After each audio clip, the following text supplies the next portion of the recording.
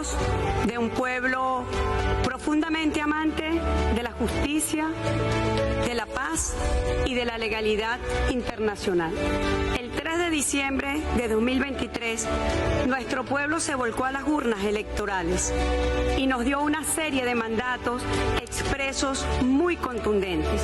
El primero, mantener la posición histórica de no someter a mecanismos judiciales sus asuntos existenciales como la independencia y la integridad territorial.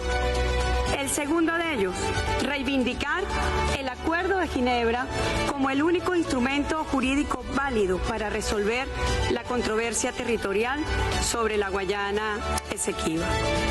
Tercero, defender por todos los medios pacíficos, conforme al derecho internacional, el territorio de la Guayana Esequiba.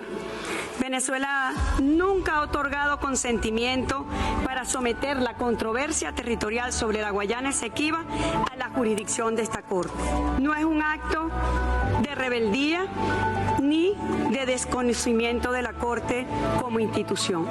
Se trata, sin embargo, de defender uno de los atributos esenciales de nuestro Estado, como lo es su soberanía. Guyana optó unilateralmente por trasladar la controversia del ámbito de la negociación al de la resolución judicial, en abierta violación al marco jurídico acordado. Ese cambio no fue inocente. Coincide con la aparición en el año 2015 del hallazgo petrolero catalogado como de fama mundial. Venezuela compiló y presentó un acervo documental amplio y coherente compuesto por más de 3.000 folios de evidencia distribuidos en varios volúmenes. Esta evidencia confirma la nulidad del laudo arbitral de 1899. Se pide a esta Corte ordenar la destrucción de mapas, prohibir la enseñanza de la historia, acabar con los símbolos y arrancar la Guayana Esequiba del corazón de los venezolanos. Se trata de borrar la memoria de un pueblo para anular su futuro. Aniquilar la historia nunca dará sustento al despojo. La verdad siempre prevalecerá. Estamos en el momento histórico para demostrar que el diálogo y la negociación son el camino para la convivencia, la felicidad y el bienestar de nuestros pueblos.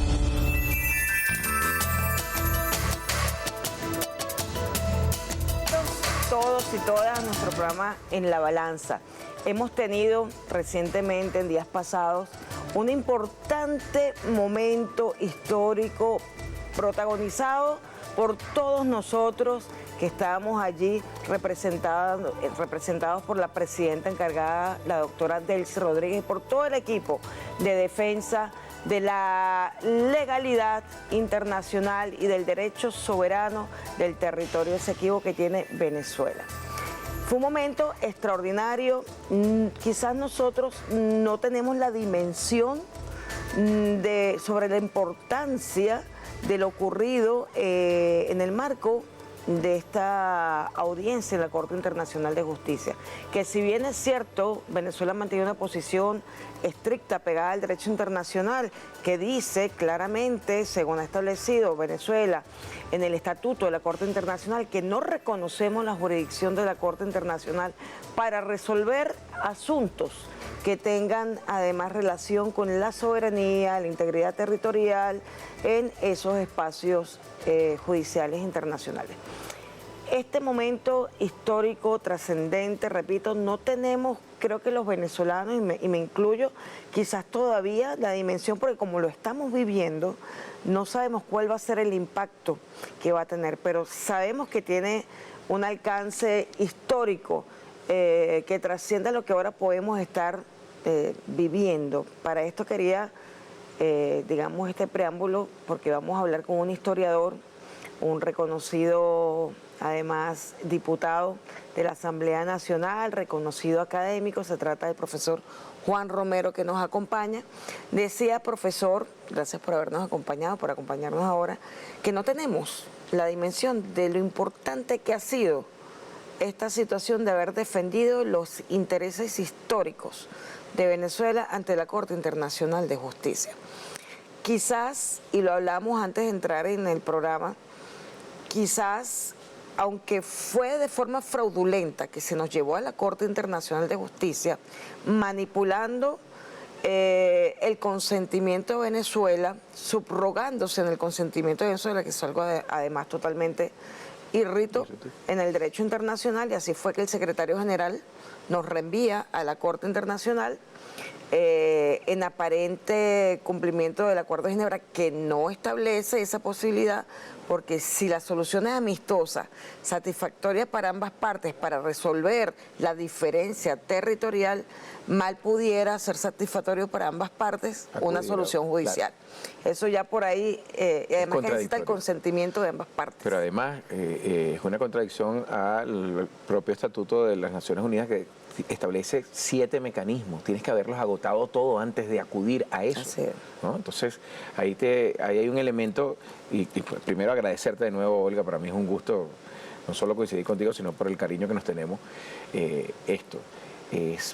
Esa circunstancia, a pesar de esos elementos, nos brinda a nosotros una oportunidad única para amplificar. Yo veo la comparecencia ante la Corte Internacional de Justicia como un amplificador de lo que, en mi caso, desde que creé la cátedra de Geopolítica en la Universidad del Zulia hace 25 años, venimos insistiendo sobre nuestros derechos históricos, o lo que viene haciendo mi gran amigo, colega diputado, el general Pompeyo Torrealba, de hace 40 años, que hay que reconocerle, ¿no? Que finalmente se concreta.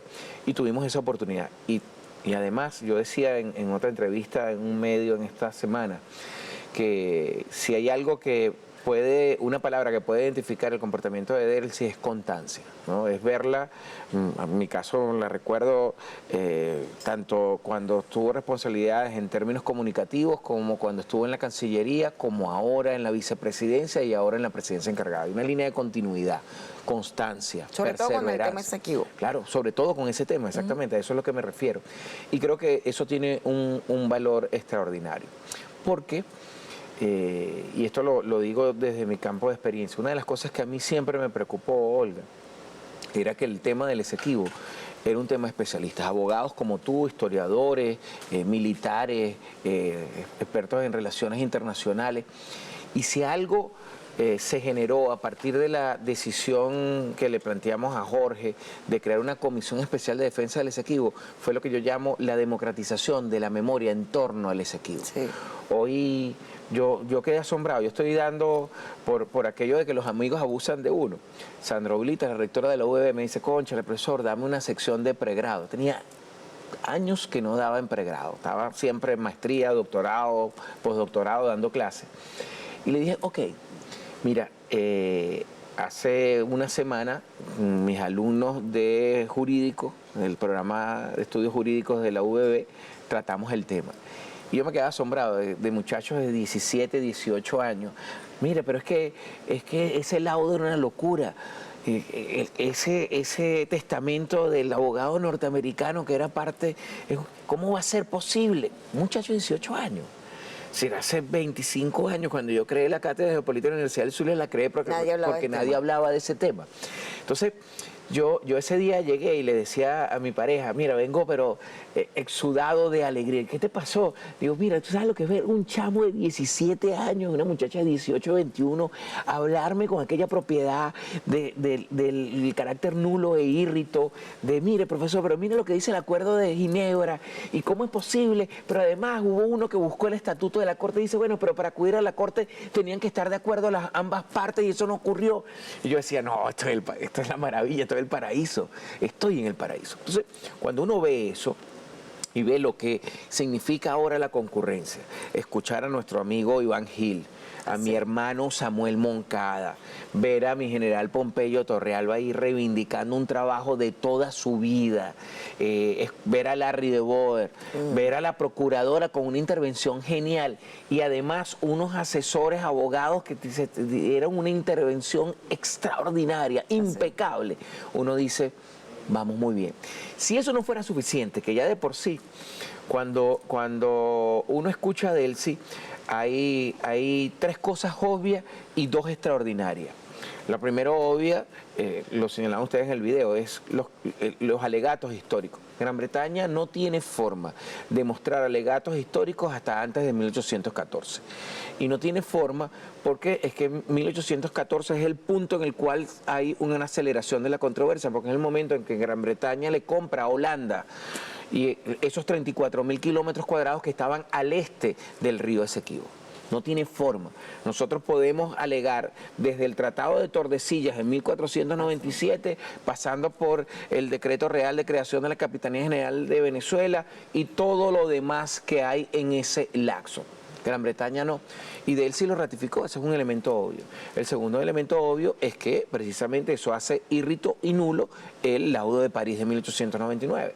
Y el tercer elemento obvio es que es el Acuerdo de Ginebra.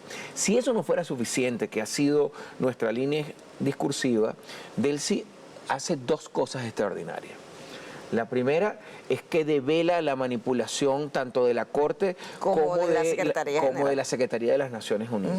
Y la segunda es aún mejor, porque dice, no importa si el veredicto que ustedes decían nos favorece, nosotros no podemos acogernos porque sería ir en contra del Acuerdo de Ginebra, que se transforma en un tratado internacional, de hecho, ¿no? Entonces, les da en cara, les echa en cara lo que esto implicaría, porque más allá de una decisión a favor o en contra, es en un momento donde el sistema mundo, donde las relaciones internacionales están tan endebles por los efectos de la necropolítica y de lo que yo llamo el ultrafascismo, ignorar el Acuerdo de Ginebra y sus implicaciones como tratado internacional puede poner en riesgo todo lo que con dificultades, con críticas incluso, con observaciones, uno pudiera tener del desenvolvimiento de las Naciones Unidas como un órgano de mediación internacional.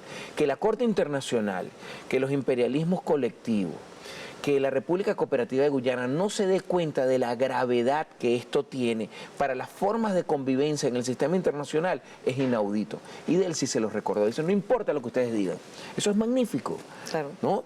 Y eso ratifica, insisto, la constancia, la perseverancia y la consistencia del planteamiento desarrollado por la hoy presidenta encargada, ¿no? Y muestra además algo muy interesante, que es la firme decisión de los venezolanos. Yo esto quiero complementarlo con otra cosa, Olga, que no lo puedo dejar pasar por debajo de la mesa. Y además lo dice alguien que, como yo, soy tercera generación de una familia comunista, militante toda la vida de la izquierda, que es la actitud de la oposición en la Asamblea Nacional.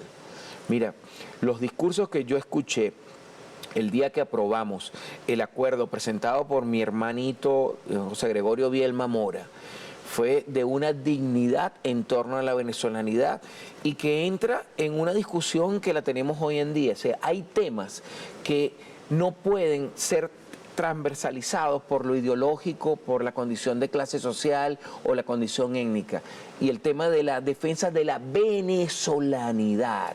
La venezolanidad es un tema que indudablemente permite que se nos crucen las coincidencias. Es una cosa magnífica escuchar a José Gregorio Correa, por ejemplo, o escuchar a Carri con un discurso extraordinario en esta tónica, ¿no? O a Henry Falcón o a los otros que intervinieron. Mira, creo que indica un buen momento en términos de la concienciación al respecto de los derechos fundamentales que nosotros tenemos. Y bueno, ya nos tenemos que ir a una pausa, pero es además, profesor, es que estamos ya yendo, digamos, que a lo neurálgico del debate que debe darse, que es hablar de la propia existencia.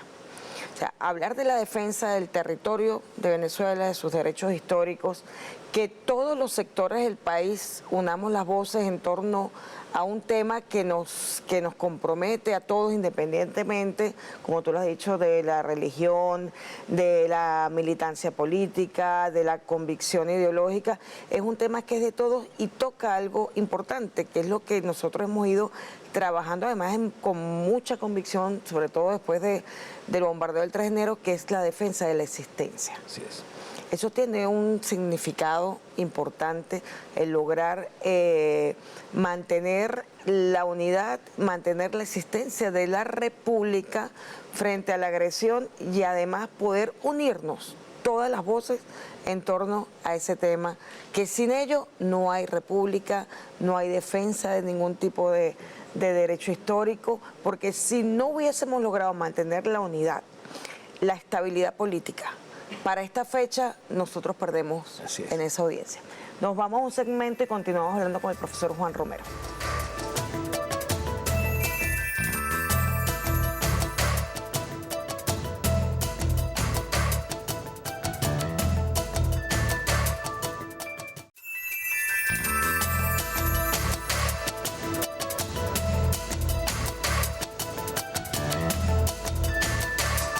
Continuamos en la balanza al lado de todos ustedes que nos acompañan en esta entrevista al profesor historiador Juan Romero. Hablábamos en el segmento pasado de algo extraordinario, o sea, pareciera que es un designio casi divino que tuviéramos la oportunidad de decir la verdad sobre Venezuela. Nos llevaron a un matadero. Para ellos la Corte Internacional de Justicia era una especie de matadero. Lo que no esperaban es que nosotros supiéramos utilizar todos los recursos para defender los derechos históricos, también para defender la legalidad internacional, porque ciertamente, en resumen, el laudo arbitral nulo, que además hay una gran explicación del por qué era nulo, fue sustituido en el derecho por el Acuerdo de Ginebra. O sea, el laudo arbitral ya no existe en el derecho internacional. Él fue sustituido por el Acuerdo de Ginebra. Entonces, esta perversión de reenviarnos a la Corte, el secretario asumiendo el consentimiento de Venezuela cuando no puede subrogarse, eso se llama abuso de poder, es una institución en el derecho, se llama abuso de poder, valiéndose de su condición de secretario, tergiversó su propio mandato y asumió nuestra soberanía al subrogarse la competencia. Luego, por el Acuerdo de Ginebra, nos reenvían a la Corte Internacional, pero resulta que la República Cooperativa de Guyana lo que demanda en la Corte, según en el marco del Acuerdo de Ginebra, ellos demandan que se declare la validez del laudo. La validez del laudo y la nulidad del laudo nunca fue objeto del Acuerdo de Ginebra. O sea, el Acuerdo de Ginebra sustituye el laudo que pretendía resolver un diferendo territorial. Así es. Al morir el laudo arbitral, queda vivo el diferendo territorial. Y es lo que nos lleva al Acuerdo de Ginebra, el nuevo tratado que dice, bueno, tenemos este diferendo territorial, vamos a resolverlo de forma amistosa, que sea satisfactorio para ambas partes en el marco de cantidad de instrumentos que podemos utilizar para la negociación. Satisfacción para ambas partes. De hecho, el espíritu del acuerdo no es que cedamos al otro en ningún caso, sino que satisfaga a ambos. Entonces, digamos que develar todo esto, primero la perversión de la Secretaría General, la verdad sobre la nulidad, porque aprovechamos el espacio para decir al mundo en esta ventana todo lo que ocurrió con las negociaciones y ritas del laudo arbitral, todos los manejos a espaldas de la voluntad del Estado venezolano para llegar a la decisión del laudo. Y luego, pues, también poner en su sitio a la Corte, que le dijimos de muy buena manera, le dijo la presidenta Delcy Rodríguez y el resto que estuvo allí presente, pero ella sobre todo como jurista y jefa de Estado, le dijo, en pocas palabras, ustedes no pueden reescribir un tratado. Los tratados no pueden ser reescritos. Usted no puede poner una letra más de lo que decía el Acuerdo de Ginebra. Y al intentar discutir en esta sala de la Corte la nulidad o validez del laudo, usted está reescribiendo el tratado, porque eso no lo decía el tratado. O sea, digamos, es una lección de historia, de derecho, de dignidad, para el mundo que no esperábamos tener esa ventana. Entonces, uno dice, es que Dios es chavista. Y es que parece mentira, pero las circunstancias nos llevan a oportunidades para decir la verdad de Venezuela. Parte de eso, diputado, profesor, es que tenemos esta oportunidad gracias a la paciencia estratégica que, por cierto, tú mencionas en el libro que acabas de publicar, que fue recién bautizado hoy, la semana pasada, sí, hace unos días, fue bautizado La dialéctica de la dignidad, el 3 de enero y la reingeniería de la revolución bolivariana. Ciertamente, profesor, y para todos los que nos escuchan, Un momento de estremecimiento terrible fue la situación del 3 de enero, el bombardeo, el secuestro del presidente Nicolás Maduro, de la primera dama Cilia Flores. Pero ante una situación tan violenta, la respuesta no era la violencia. Tenemos décadas, no solo en la Revolución Bolivariana, sino décadas en geopolítica aprendiendo de estrategia, en la geopolítica de estrategia militar, estrategia desde la militancia. Y digamos, bueno, lo explicarás tú más, este elemento fue extraordinario, prever la situación, que el presidente Nicolás Maduro previera la conmoción exterior, que se decretara, firmada por él la conmoción, que la institucionalidad se mantuviera firme con una decisión de la Sala Constitucional, que se llamara a la unidad de todos los sectores para defender la propia existencia, que ese es el tema, lo decía Bolívar. El tema de la unidad no es un capricho, es garantizar la existencia misma. Si no mantenemos la unidad, y esto implica la unidad de todos los sectores, de todos los factores que hacen vida en la República, también dentro de la revolución, si no mantenemos la unidad, podemos poner en riesgo la existencia de la República y ahí perdemos toda posibilidad de decir la verdad, de defender la verdad histórica, de defender nuestros derechos, nuestro territorio, nuestra dignidad histórica, nuestra venezolanidad, y además que ponemos en riesgo absoluto a las generaciones presentes y a las futuras, porque ¿qué hacemos diezmando a una población? ¿Qué se gana diezmando a una población? Mira, yo creo que eso es interesante. Yo, este texto surge, yo soy estoico. Para mí las crisis son oportunidades, ¿no? En la sociedad occidental, esencialmente, la crisis es una lamentación, ay, se me está viniendo la casa encima. No, uno tiene que aprender de la crisis y cómo avanzar. Entonces, la angustia derivada de lo que sucedió el 3 de enero, que además lo viví de cerca, porque yo estaba 21, yo vivo 21, los helicópteros me pasaron por el frente de mi ventanal en el piso 12 del edificio, porque a 700 metros de donde yo estaba había un comando, una base del Comando Estratégico Operacional que lo volaron, tuvo 30 minutos echándose plomo. No es que me lo contaron, no es que lo vi después en un video, lo viví durante 30 minutos. Mi angustia era, ¿qué pasó? ¿Cómo entender esto? Y entonces, como buen marxista, era, me acordé de Lenin, esencialmente. Lenin triunfa con la revolución bolchevique en 1917. Inmediatamente mencheviques, alemanes, franceses e ingleses invaden e intentan acorralar a la revolución bolchevique y Lenin firma el Tratado de Brest-Litovsk, donde cede Letonia, Estonia, Lituania, Ucrania, ¿okay? Bielorrusia, y Trotsky le dice, pero Lenin, tú te volviste loco. Y Trotsky le dice, calma, paciencia estratégica. ¿Qué es la paciencia estratégica? La paciencia estratégica lo leo aquí. La paciencia estratégica no debe confundirse con pasividad, ¿no? En el caso de Venezuela, Venezuela ha comprendido que en una guerra asimétrica, que es lo que nosotros vivimos el 3 de enero, de quinta generación, el tiempo es un recurso táctico tan vital como el territorio.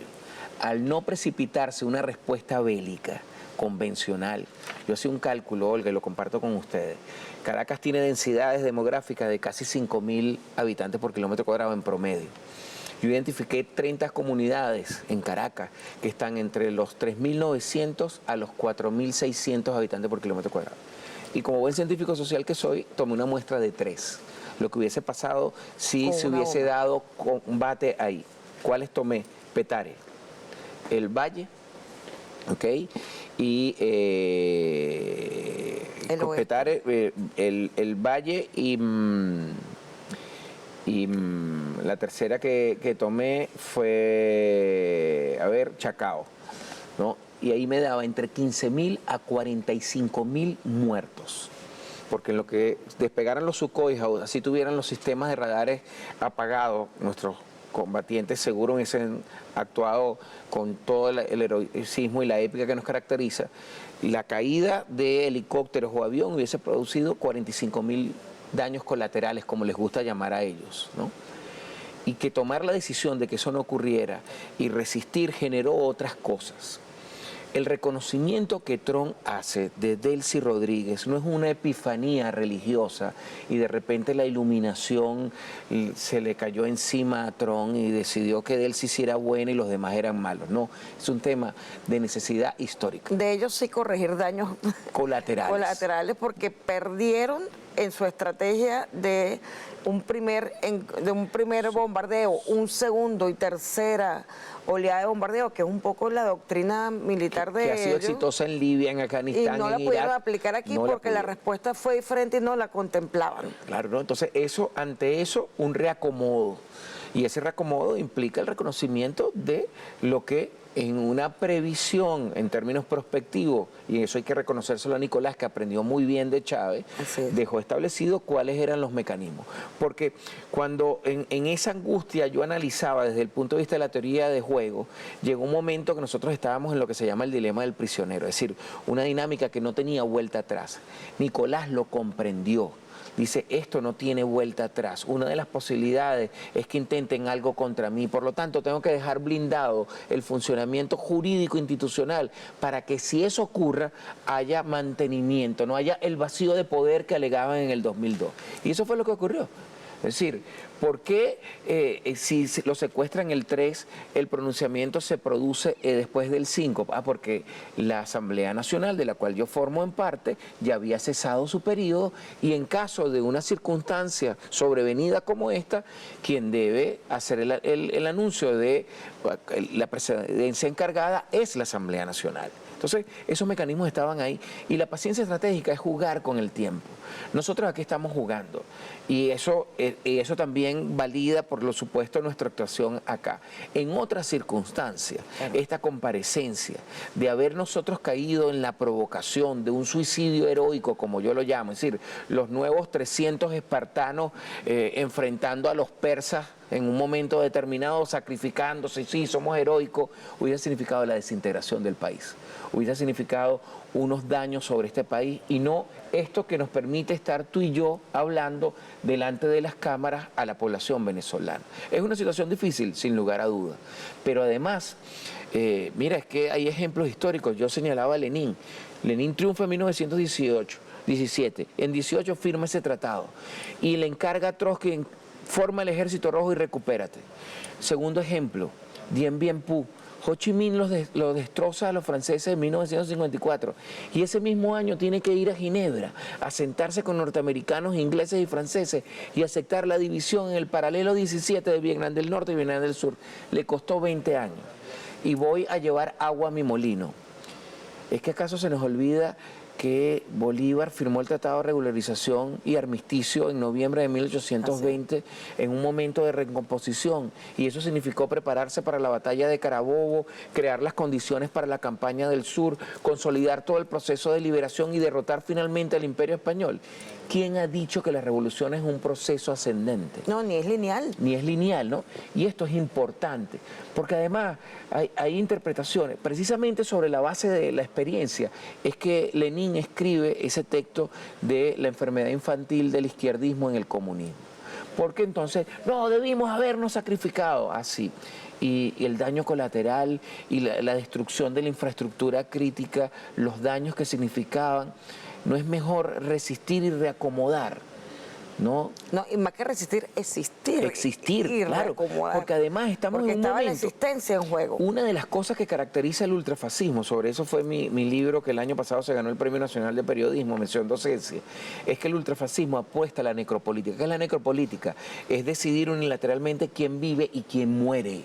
Es lo que vemos en Gaza, es lo que vemos de la migración africana del Magreb hacia Europa, ¿no? Por eso es que estos factores, digamos, de la ultraizquierda o que llaman a inmolarse sin pensar ni en las consecuencias ni en la naturaleza del problema, se tocan finalmente con el ultrafascismo, porque caen también en una situación de necropolítica, de hablar desde un martirio que además no tiene realmente justificación. Pudiera tener justificación en otro momento, ya en el combate, en una situación, pero si puedes prevenirlo, evitarlo y ganar tiempo para vencer Porque tiene sentido. Mira, escucha exacto. esto que dice Lenin en el texto de la enfermedad infantil. Dice, aceptar la batalla cuando ello favorece al enemigo y no a nosotros es un crimen. Y son malos políticos de la clase revolucionaria los que no saben maniobrar, los que no saben transigir para evitar una batalla desfavorable a todas luces. Lenin, 1920, la enfermedad infantil del izquierdismo en el comunismo. Esto es importante, porque además hay sectores sumamente radicalizados que han hablado, sí, había que sacrificarse, y terminar que como Libia dividido en 3 pedazos, terminar como Afganistán, terminar como Irak, o lo que está sucediendo a los compañeros sirios en este momento. ¿No es mejor resistir? Estamos en una negociación difícil. Replantear todo y mantener. Pero además, eso es lo hecho, fíjate, imagínense ustedes que Lenin hubiese insistido en ese suicidio heroico, no hubiese existido la experiencia de la Unión Soviética, claro, del socialismo real. Y fíjate que lo que hace Lenin, después lo critican también cuando plantea la nueva política económica, que tiene equivalencia a lo que estamos haciendo con la ley orgánica de hidrocarburos, con la ley orgánica de minas, con la ley de amnistía incluso. Compañeros, que ¿cómo es posible? Mira, es un momento de llamar a la calma, de recomponer, porque hay una amenaza superior que está por encima de nuestras creencias ideológicas. Y la patria, el tricolor, debe mucho más. Y eso exige una comprensión en términos de conciencia histórica. Vale más que los egos. Vale mucho más, ¿no? Entonces hay que dejar los egos, hay que dejar ese discurso de guapetón de barrio, ¿no? De guapetón que busca enfrentar. Hay momentos para la confrontación. Si no, pregúntenselo a Mao y la Gran Marcha. Pongo este caso. Los japoneses invaden Manchuria antes que comience la Segunda Gran Guerra en 1939, lo invaden en 1934. Y está ya Mao, que ha creado el Partido Comunista Chino, y está el Partido Nacionalista de Chiang Kai-shek matándose entre ellos. Hasta que llega un momento que Mao le envía emisarios a Chiang Kai-shek y le dice, a ver, tú no entiendes que los japoneses nos van a eliminar por igual a ustedes y a nosotros, que está amenazando a nuestro país. No es mejor ponernos de acuerdo y enfrentarlo, y si los derrotamos después vemos. Y eso fue lo que hicieron. Entre el 37, cuando firman ese acuerdo, marchan juntos hasta que derrotan a los japoneses, producto también de las 2 bombas atómicas que le lanzaron, indudablemente, ¿no? Los norteamericanos. Y después, ¿qué hace Mao y Chiang Kai-shek? Vuelven a retornar el conflicto desde el 45 hasta el 49, que Mao se impone. Y ahí está la República Popular China con todo lo que significó. Hay momentos en los cuales hay que buscar la coincidencia, incluso con aquellos que nos adversan ideológicamente, porque la patria no tiene ideología. La patria es la madre, es la esencia de todo. Y eso yo creo que lo ha entendido muy bien Jorge, Delcy, la estructura, Diosdado, la estructura política. Y eso es lo que ha hecho posible. Y también sectores de la oposición. Claro, y sectores de la oposición, hay que reconocerlo. Mira, claro, yo debo aplaudir la posición que yo he visto de Bernabé Gutiérrez, que no coincido en nada con él. No, además vengo de además él tiene cabello, ¿no? Todavía. Sí, ¿no? O la posición, repito, de José Gregorio Correa, de claro, Antonio Ecarri, de entender el momento político para defender.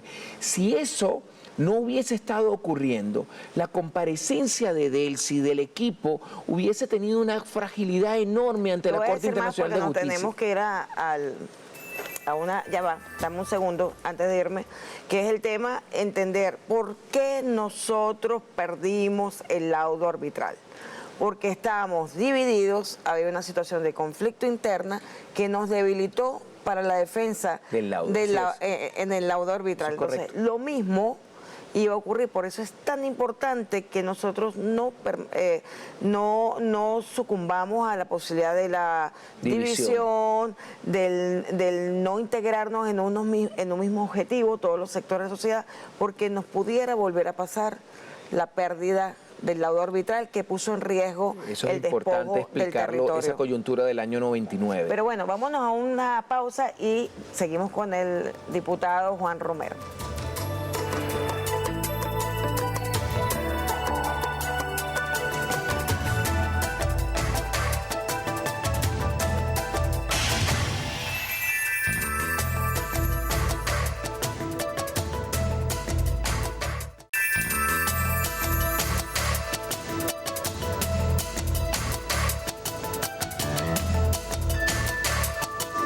Seguimos en La Balanza conversando con el historiador Juan Romero, que además nos trajo esta obra, una de sus últimas obras publicadas, Dialéctica de la Dignidad, el 3 de enero y la reingeniería de la Revolución Bolivariana.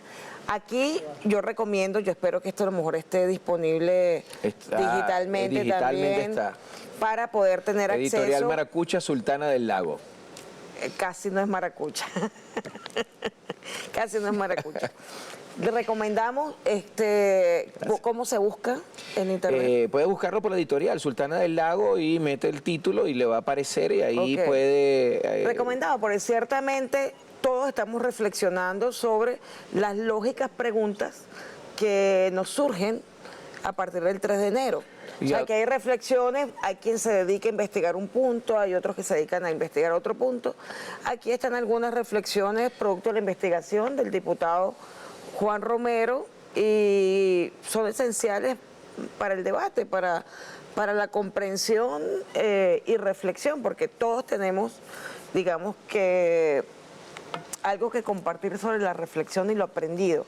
Este 3 de enero hablábamos en el espacio anterior, diputado, de algo elemental, que es que ya nosotros vivimos un proceso de división, de enfrentamiento interno, de situación que nos volvió vulnerable ante potencias extranjeras que se hicieron de nuestro consentimiento para decidir el laudo arbitral que nos quería llevar al despojo de una buena parte del territorio venezolano. Ese es un punto extraordinario, porque cuando uno revisa la conflictividad en torno a esto, siempre ha coincidido con momentos difíciles. Comenzando por 1814. El momento de la compra de Inglaterra a Holanda es el momento de la pérdida de la Segunda República, la migración oriente. Cuando tú ves el inicio de la acción expansiva a través del diseño de la línea Schomburg 1835. Esa es la revuelta contra José María Vargas y la conflictividad y la intervención de José Antonio Páez, y es el tema de Pedro Camejo, recordemos. Es la fuerza y no la razón, le dice algo muy parecido a lo que le pasó a Miguel de Unamuno en la Guerra Civil Española. 1835. Luego, cuando ves otra época clave, que es el momento en el cual Gran Bretaña avanza ambiciosamente en el planteamiento de una visión, es 1864, es decir, finalización de la Guerra Federal, la firma del Tratado de Coche, y es ahí la comunicación aquella famosa donde está Licomedes Zuluaga, donde está Pedro Gual, el fundador, diciéndole a Inglaterra, mira, intervengan, que este país es un desastre, nosotros le regalamos. 1864. Luego, 1899, el momento en el que se produce el pronunciamiento del laudo, es la caída del último gobierno relacionado con el guzmanato y el ascenso de Cipriano Castro, es decir, la revolución de los andinos, la llegada al poder, una nueva estructura y lo que eso significó en un momento determinado. Entonces, pero además, traigámonos un poquito más acá, 2014, 2015, 2014 es la época de la salida, 2015 es la época del decreto Obama del inicio de las medidas coercitivas y es el momento donde Guyana se siente envalentonada. ¿Qué quiero decir con esto? Igualmente que el periodo 2017-2019. 2017-2019, que es el momento de la decisión ante la Corte, porque es 2018 la decisión. Aprovechando el supuesto gobierno interino de Juan Guaidó. Cuando te das cuenta de esto, tú dices, ah, caramba, es que ellos siempre han aprovechado la situación de conflictividad interna para avanzar en sus apetencias. Entonces, aquí hay una gran diferencia. Cae de maravilla la iniciativa planteada por la presidenta encargada, Delcy Rodríguez, que además tiene concordancia con las acciones que Nicolás y los llamados que Nicolás se cansó de hacer. Vamos a sentarnos, porque al final, fíjate, la ciencia política nos da un concepto extraordinario, mi querida Olga, que es el de paz inestable. ¿Qué es la paz inestable? ¿Cómo la concebimos en ciencia política? Y me disculpo, pero yo lo que soy es profesor, yo soy un profesor prestado a la acción política.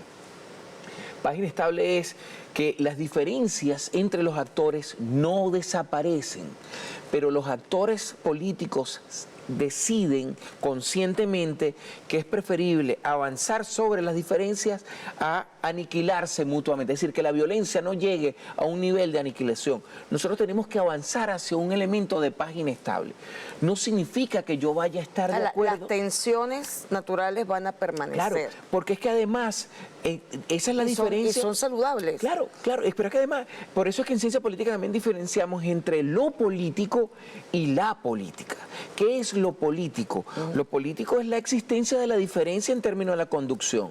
Claro. Pero la política es la creación de mecanismos a través de los cuales el conflicto puede resolverse. Sí. Entonces, cuando Delcy, en una acción de concienciación extraordinaria, Jorge, Diosdado, todos los compañeros que ahí estamos, convocamos a la ley de amnistía, porque además la ley de amnistía tiene algo que yo lo explico acá, interesantísimo, es la demostración a los que dicen que Venezuela es un estado fallido y forajido, es decir, nosotros tenemos los mecanismos para resolver nuestras controversias, sin necesidad de llamados a la intervención. Y también para hacer las rectificaciones necesarias. Porque además no es la primera vez, o sea, en este proceso han habido momentos importantes donde han habido grandes rectificaciones. Claro. Que probablemente, voy a hacer un paréntesis, porque ustedes y nosotros y todos estamos, digamos, atendiendo al llamado de la discusión del sistema de justicia, del sistema penal, de la reforma necesaria. Esto es un tema que hay que corregir permanentemente porque de la justicia depende que no haya desigualdades y de la justicia depende que se mantenga la república. Sin justicia no hay paz. Exactamente. Entonces, esto es una revisión que cada cierto tiempo tiene que hacerse, lamentablemente. Digo lamentablemente porque nosotros todavía tenemos una visión punitiva de la solución de los conflictos, de la solución de los problemas o de las conductas que pudieran ser en apariencia criminales o efectivamente criminales, pero que pueden ser corregidas por otros medios. Y no desde lo punitivo, sino de otros mecanismos alternativos.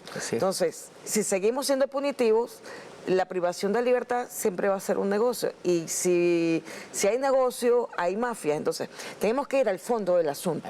Y es cuando estamos siendo llamados en este momento, como lo hemos hecho varias veces, en la Constituyente, antes en el decreto de 1999 de reforma judicial. O sea, son momentos extraordinarios que son necesarios para que la República mantenga la unidad, perfeccione los mecanismos de la política, que mejore, digamos, el diálogo que puede haber entre lo político y avanzar convirtiéndonos en potencia para poder tener una mejor posición para negociar. Porque débiles, divididos, no tenemos posición para negociar con nadie. Insisto en el recorrido, en la línea de tiempo que señalé. Cuando como historiador analizo los puntos álgidos que han generado presión sobre el tema de la controversia, siempre lo subrayo, ha habido una situación de quiebre interno que ha generado debilidad a la hora de defender la integridad territorial. Y eso es una diferencia importante con lo que está ocurriendo ahora. Lo que está ocurriendo ahora es que desde la aprobación del referéndum consultivo del año 2023 hay una unidad de los venezolanos, una comprensión, una democratización sobre los alegatos nuestros en torno a la defensa del Esequibo. Y la intervención extraordinaria, lo subrayo, tanto en el cierre de la presidenta Delcy como de todo el equipo que ha venido recopilando. Mira, ¿sabes lo que son? Más de 3.000 documentos de folio. Mira, eso es una labor inaudita de esfuerzo, y te lo dice alguien que, repito, tiene 25 años dedicado en una cátedra en la universidad trabajando el tema, buscando esa democratización. A mí me parecía una maravilla, o sea, un éxtasis es para mí observar esto. Porque una de las cosas que a mí me han preocupado siempre es que este tipo de tema, si bien necesita de especialistas, no puede quedarse en los especialistas. Y es algo que hemos logrado. Si tú me preguntas a mí, ¿cuál es el gran balance, profesor, que usted hace de todo este proceso? La democratización de la memoria en torno a la defensa del Esequibo y la comprensión de todos los venezolanos que, repito, sin distingo religioso, de clase social, de identidad política, tenemos la comprensión de la necesidad de mantener la unidad para poder defender ante lo que puede significar un fraccionamiento del territorio. Y esto es importantísimo porque además el tema de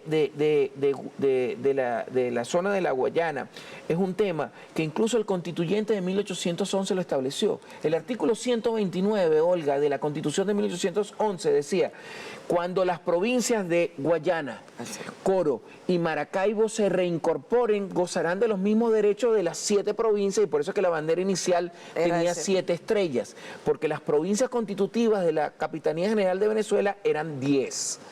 Realmente la bandera de Venezuela tiene que tener 10 estrellas. Es una deuda, por cierto que la recuerdo, que Coro y Maracaibo todavía le deben su estrellita, ¿no? Porque es la territorialidad, es un tema importante. Entonces, la defensa del Esequibo es la defensa de la integridad del territorio, que da soberanía, que da identidad, que genera conciencia histórica, que genera elementos de coincidencia, que nos permite convivir juntos. Y de eso es lo que se trata, un vivir juntos. Así es. Nos tenemos que despedir, diputado. Gracias por habernos acompañado. Gracias a ustedes. Esto, en resumen, fue una gran victoria de la nación venezolana toda en defensa del Esequibo, y veremos en próximas generaciones, bueno, lo verán nuestros hijos, nuestros nietos, que esto fue una victoria que pasó a la historia como un ejemplo para todo el resto de las naciones, como siempre Venezuela, asomando, digamos, de forma ejemplar la dignidad de los pueblos y la forma en que los pueblos pueden defender su propia existencia. Gracias, diputado. Gracias a ti, Olga. Gracias a ustedes.